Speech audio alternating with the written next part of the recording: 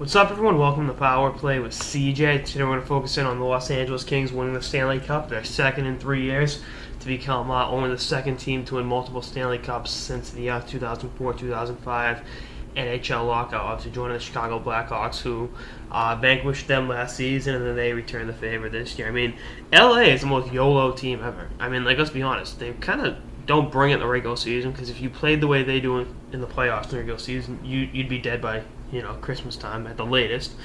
And you look at the way they play, it's perfectly suited for playoff hockey. There's a level of physicality and tenacity, and just a quick strike offensive attack. And I mean, it's a work of art. More so, I had an argument with someone during the second round of the playoffs saying Chicago is the most amazing team in the NHL to watch. It's like watching a Picasso or a Rembrandt on skates. Well, that's great. They get depth. They really do a lot of things right. But at the same time, the Kings kind of thrashed them physically, and did so in a manner that didn't take away from their skating ability, or the Kings' skating ability.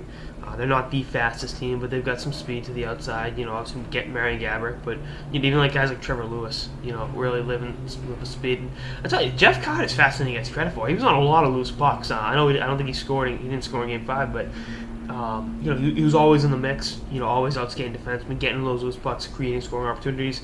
And I mean, that was a big go for the Kings. And I mean, Tanner Pearson's speed was good, and that was a knock on him in his draft year. He didn't have great speed, but he was skating by people all night. So that's a good thing. And you're to be hard to the Rangers. They fought hard to get to the Stanley Cup final. Beating the Flyers in 7, the Penguins in 7, and then the Canadians in 6.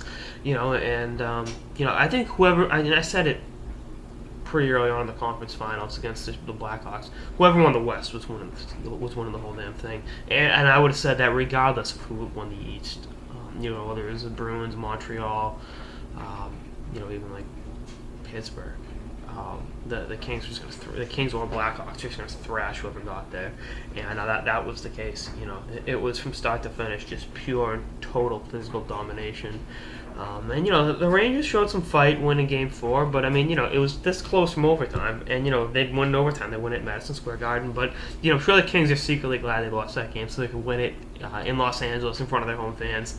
And I know the fans are grateful, and there's a really big hockey base established in Los Angeles, and in Southern California, you're looking at some amazing prospects coming up. Obviously, this year, Matt Nieto from Long Beach had a great season with the Sharks. Missing Edom. He's going to be a good player. He's just, iron out some kinks in his game. Rocco Grimaldi signed with the Panthers, second-round pick in 2011. Thatcher Demko is going to be the first goalie taken this year. I mean, there's so much talent coming out of California that, it's made an impact, and, it's going to continue to make an impact. And, I mean, this Kings team is built to win. They got some decisions to make in the offseason. Do they amnesty Mike Richards? How much do they pay Marian Gaborik? But they got some cap room, and they got, they got some pretty decent organizational depth. So, look for, I think Willie Mitchell's going to retire. Matt Green will move on to greener pastures. They'll re-sign Dwight King. He's, restricted free agent. They'll keep him in the mix, and Marian Gaborik, I believe, will go to stay in LA. Will choose to remain in Los Angeles, and I think they'll be a contender for years to come. And I said that when they won the Cup 2 years ago. This team isn't going anywhere. And their core is still pretty young. And you look at the fact they came back from being down 0-3 to the Sharks. It's like, Jesus. Then they faced elimination twice against Anaheim, down 3-2 in that series, beat them. Game 7 against Chicago in overtime, after being down 2 goals in Game 7, beat the Blackhawks, and they're the most hysterical comeback team. This will be a Stanley Cup for the ages. I mean, they played, one of the most games by a Stanley Cup champion in NHL history. So that's that's a pretty interesting factoid. There, I think the Bruins played 25 games 3 years ago, and the Kings played 26. So there's the record. But that's all I got in this episode of the Power Play with CJ on the Los Angeles Kings winning the Stanley Cup. Stay tuned for more episodes throughout the playoffs and beyond. Later, guys.